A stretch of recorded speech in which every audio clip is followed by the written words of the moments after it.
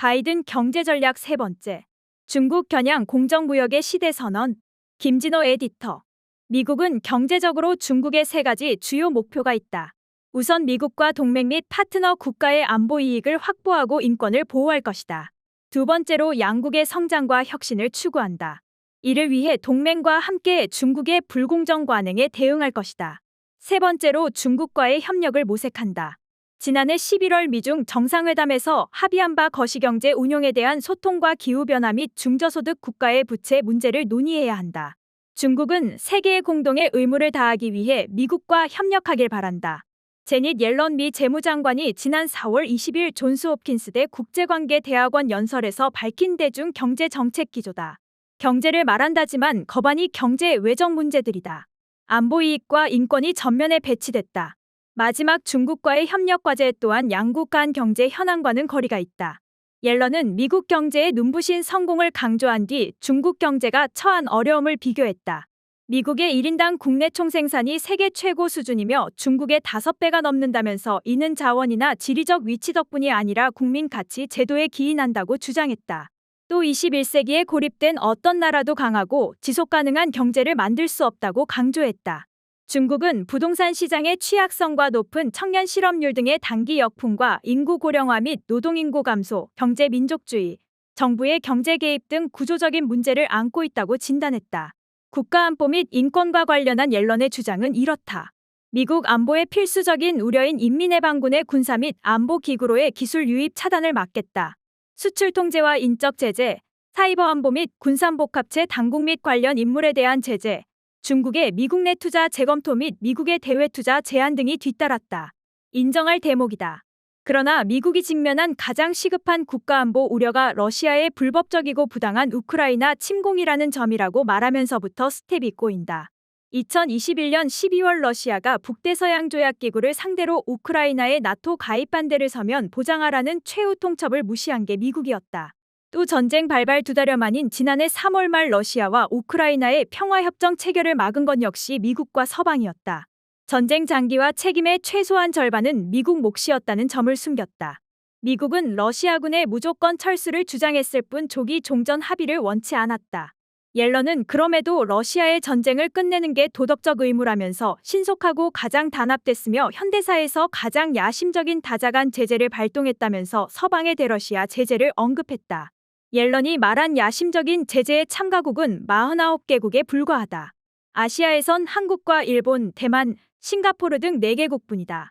그런데 단 한 명의 미군 병사도 참전하지 않은 전쟁이 어떻게 미국 국가안보의 최대 위기일까?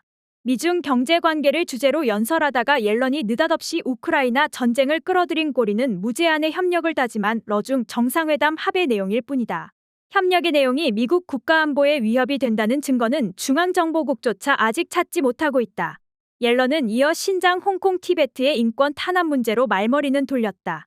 중국의 성장은 미국의 경제 리더십과 상충할 필요가 없다라고 했지만 옐런이 강조한 것은 중국에 대한 제재와 견제 일색이었다. 국유 및 민간 기업에 대한 정부 지원, 지식재산권 도용, 대규모의 광범위한 정부 개입 등 비시장적 수단, 코로나19 이후 미국 기업에 대한 강압 조치 등이 열거됐다.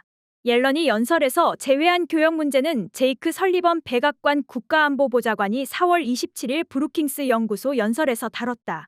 미국 산업 기반의 붕괴라는 도전에 맞설 미국의 3단계 조치로서다. 그러면서 관세 인하에 초점을 둔 자유무역협정 시대의 종식과 신국제 경제 파트너십 시대의 개막을 선언했다. 한국을 비롯해 13개국이 참가하는 인도태평양 경제 프레임워크를 말한 것이다.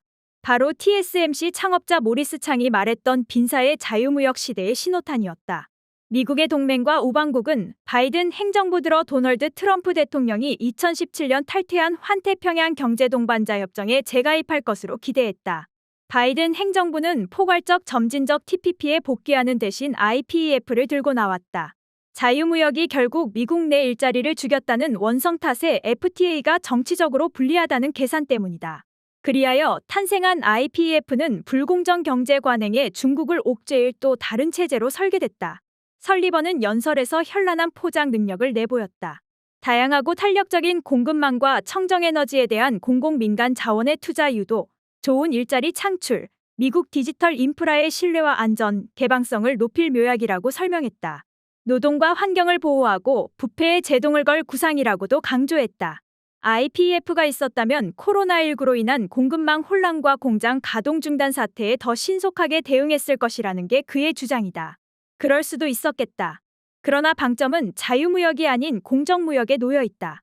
옐런이 나열한 중국의 불공정 관행은 IPEF 이름으로 인해 지역교역에서 중국의 몫을 줄이고 그 자리를 미국이 차지하겠다는 의도가 담겨 있다. 바이든이 지난해 5월 23일 도쿄에서 한국과 일본, 인도 등 13개 국가를 대표해 발표한 IPEF 성명은 공정 회복적인 교역과 공급망 회복성, 인프라 청정에너지 탈탄소화, 세금과 반부패 등 4개의 기둥을 담았다. 바탕에는 공정무역이 깔려 있다. 그런데 왜 인기가 적을까? 새로운 미국 시장 접근에 관한 논의를 미국이 허용하지 않고 있기 때문이다. 총만 있고 버터는 없는 전략이라는 논평이 적절해 보인다. 환경과 노동은 미국이 한미 FTA 협상 과정에서 더 많은 이득을 얻기 위해 동원했던 명분이자 무기였다. 설리번은 이를 노동 조건을 개선함으로써 외국 노동자를 위하는 통합성 또는 포용성으로 설명한다. 기왕의 환경 논리는 기후변화에 모자를 쓰고 몸피를 늘렸다. 바이든은 IPEF가 21세기 경제의 새로운 규칙을 쓰는 것이라고 강조했고, 지나 러문도 상무장관은 미국이 인도 태평양에서 해온 가장 중요한 국제경제 관여라고 말했다.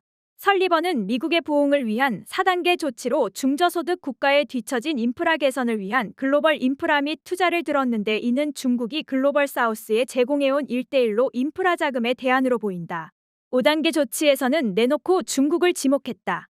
그는 옐런이 국가안보를 명분으로 내세운 중국 견제 논리를 기술 보호로 축약했다.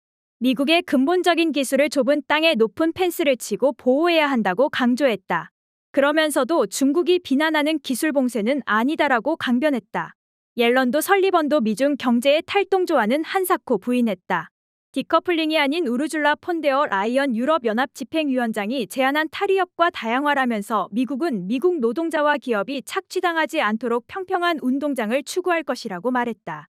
설리번은 미중 협력 사안을 기후변화와 거시경제 안정성, 보건안보, 식량안보 등 4가지 분야에 국한했다.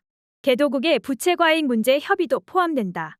중국을 두둔할 이유는 없지만 동맹이라고 무조건 믿을 이유도 없다. 혼란기 한국의 일자리와 번영을 도모하려면 미국 측 주장의 진위를 가리는 작업부터 시작해야 할 것이다. 또 바이든의 경제 전략은 중국뿐 아니라 세계를 대상으로 한다. 설리번과 옐런의 연설문을 읽는 이유다. 바이든의 입으로 반복해 들을 이야기이기도 하다. 미국 대외 전략이 베이징을 겨냥한 것은 어제 오늘의 일이 아니다. 아시아 회기를 들고 나온 버락 오바마는 그동안 미국의 물건을 수출에 부강해진 만큼 이제는 미국 물건을 사라고 윽박질렀고, 트럼프는 아메리카 퍼스트를 내세우며 중국에 대한 경제 보복에 집중했다. 한국과 같은 부자나라는 방위비 분담을 더하라고 닥달했다. 바이든의 경제 전략 역시 가치와 민주주의 동맹 등 총천연색 토핑을 걷어내면 돈과 돈이 부딪히는 제로섬 게임이다. 미국의 번영이자 내년 대선에 걸린 표이며 그 결과는 동맹과 우방의 잠정적인 궁핍화일 뿐이다. 그런데도 바이든의 직무 지지도는 40%대 초반에 머무는 게 미국의 현실이다. 여기서 링컨의 명연설은 문구 수정이 불가피하다. 미국을 위한 동맹과 우방에 의한 번영이라고.